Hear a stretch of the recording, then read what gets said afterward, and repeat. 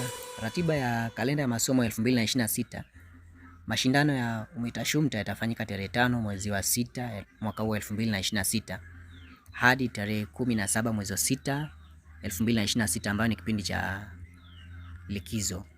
Alafu mashindano ya UMISETA yatafanyika kuanzia tarehe 18 mwezi wa 6 mwaka huu 2026 hadi tarehe 30 mwezi wa 6 2026.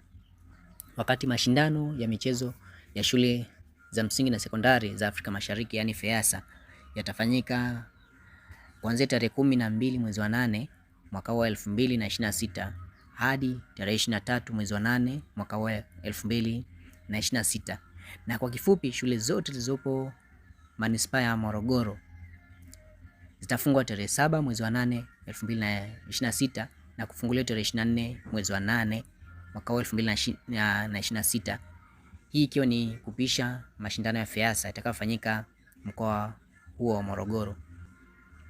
Kwa hiyo shule za manispaa ya Morogoro sasa hazitafungwa wakati likizo fupi ya mwezi wa ngapi? Ya mwezi wa 9, kwa sababu tayari wenyewe wanakuwa washapata likizo yao kati ya tarehe 7 mwezi wa 8 na tarehe 24 mwezi wa 8.